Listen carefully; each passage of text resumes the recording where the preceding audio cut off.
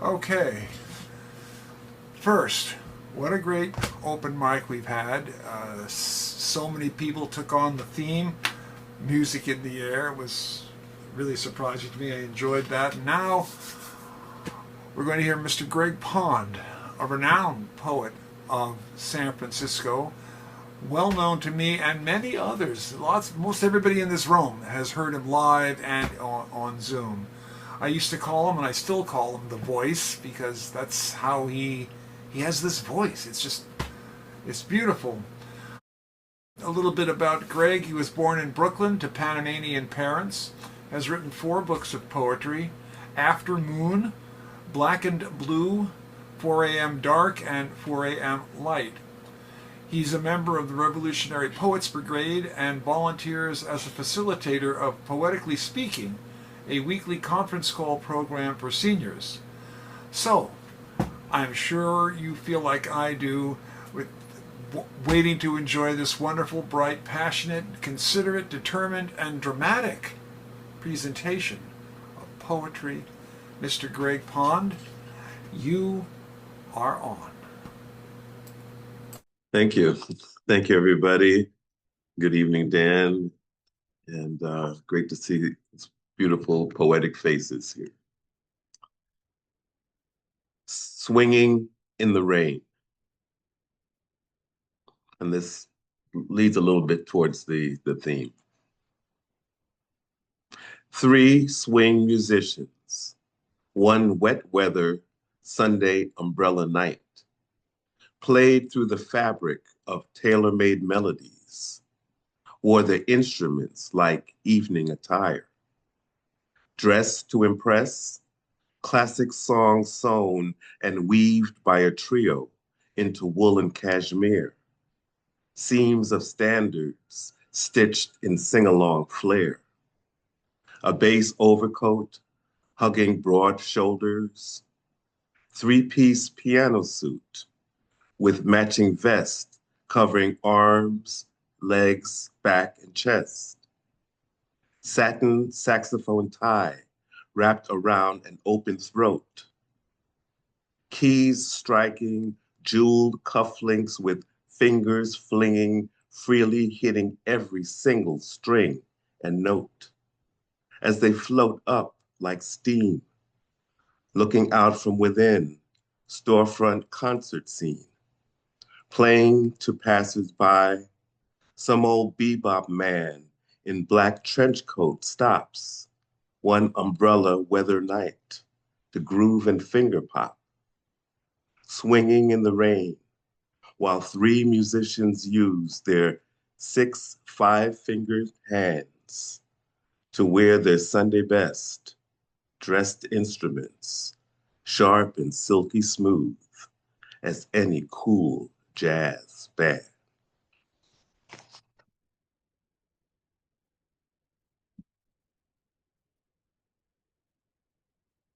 Never, ever was. Latest word from the MAGA beat. They're striking a match. They've turned up the heat. And we're the raw meat cooking in the kitchen. We were once seeking freedom. Now we're among the missing and expendably obsolete. Diversity, equity, and inclusion out on a call strike 3. Even if we decide to hide our ancestry, some of us are among the ones most easily seen, shining like neon lights on dark city streets. And even in the day, we are endangered. We walk in danger while seeking truth and unity, which often seems so foreign, even in our own community.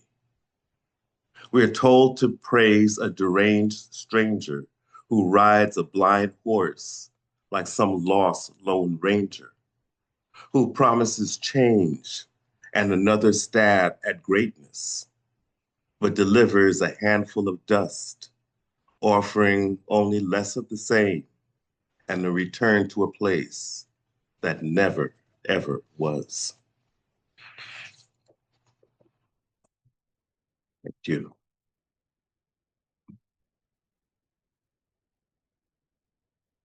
One day, one day in spring, we will cling to each other for life on summer wings, where love will bring an overcoat to fall upon our shoulders to keep us winter sweet until we come to spring again and the seasons all repeat.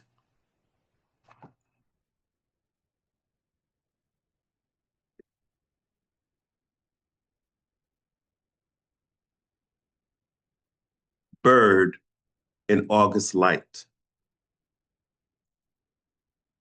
A quiet bird hides on a branch among late summer leaves, not quite within my sight until a passing breeze blows its cover, camouflage aside. Fluttering wings like thick eyelashes wink at me disguised through the last rays of August light. We go back and forth, peekaboo, tag, it's you, then hide and seek, but I already know who's hiding behind that green leaf screen. A bird silently perched on a branch that's partially seen, beak pointing to setting sky, concealed within a summer tree, though not from me, for I can see him hidden in August light.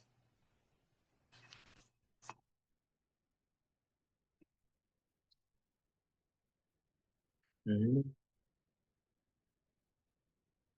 Next.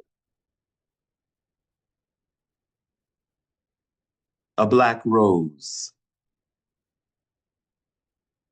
A black rose still grows in urban suburbs, in downtown shanties, in gated ghettos. We're standing atop the strongest stalk, in the middle of the rubble, thorns and stubble of many vacant lots. A black rose will always grow, rising high and full of hope, strong and smart, unfolding in the moment atop the strongest stalk. From bud to bloom, satin sweet and tall, with charcoal petals uplifted. A rose stands forever young, gifted, and black.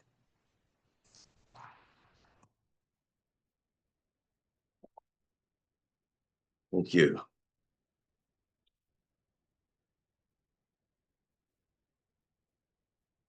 Fast food fascism. This is the land of the never been free, home to the no longer brave, where the only thing self evident is that the truth has always been irrelevant, and all men aren't created to be equal. Women's choice not intended to be legal. In this nation where hate and inflation has caused civil rights and DEI to hitch a ride on the back of an eagle who's ready to hit the road now that fascism's standing on the fast food line. But you can only fool some of the people all of the time, wearing a Burger King crown, pretending to be the royal kind, acting like some Jack in the Box clown who's out of his McDonald mind.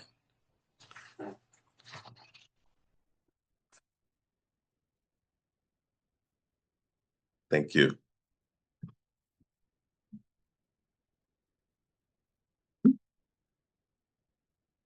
Gay escape. He left from there after years of Southern family tyranny, where he was made to fear the outing of his sexual identity. He never felt free to live as he pleased, always expected to put the snap and swish away and act like a straight machine, so that the folks who dwelt in the Bible Belt could feel more at ease, to where they might even tolerate his being LGBT. He came to here after post-formative years left him on a road marked no go. He tried hard to win, tried to fit in. He hoped to move to San Francisco, might be more welcoming. And though he dressed in the basic Castro drag of white t-shirt and jeans, and thought he might add some black pepper to the salty bar scene, he never managed to impress or was ever blessed by the white gay Mecca community. He finally went to where he could spend the remaining grains of sand from his hourglass years, some there where he could simply be and snap and swish as he pleased, where people didn't care with whom you sleep, but only that you have a roof above your head and a bed that rests beneath, near folks who only want the best for you, regardless of whether your love leans straight, IA, or LGBTQ.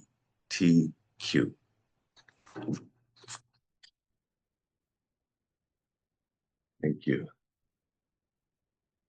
We've got a few more here.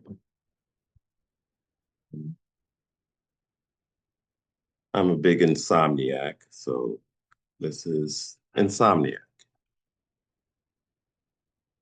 Pensive, restless, restive, tangled in a toss and turn, I dove towards light slumber as the middle of the single-digit hours finds me lost in covers, hoping the demons that chase don't catch me in my dreams. As I slowly drift, start to fall from drowsy into almost gone, then suddenly, back in a flash, I'm wide awake, having had little or no sleep at all. Insomnia is my new mantra. I know it's slow suicide, but I stay up most nights late enough to pull any graveyard security shift before I take a dive into a swaddle of sheets, then pulling a blanket over the endless deep of a fading ebony sky. I wait until daybreak tucks me in, then finally turns out the light.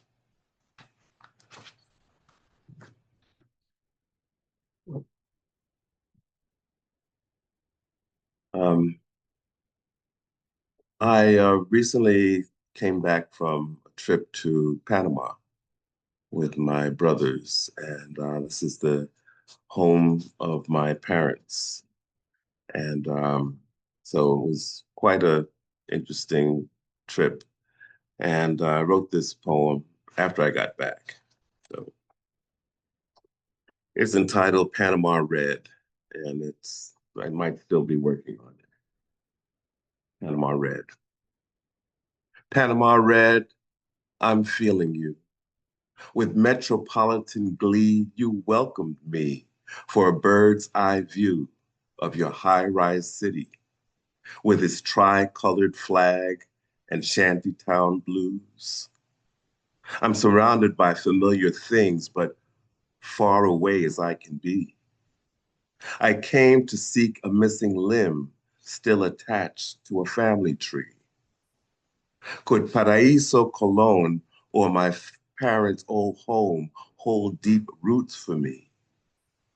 Everywhere, everyday people seek relief from jungle heat.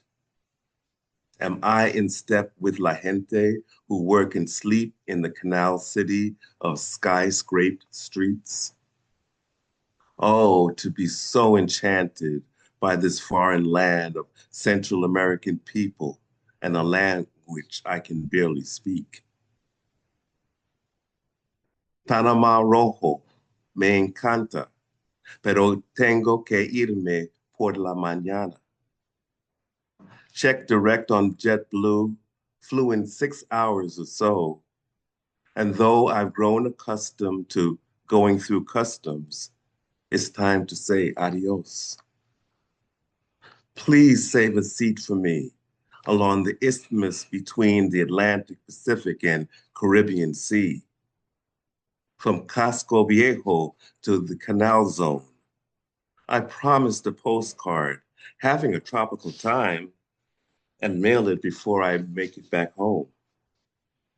I packed 1,000 sights and sounds in my suitcase of souvenirs. I may have gained a pound or two, but I've pushed back several years of dirt just to unearth the seeds that created my Panamanian roots.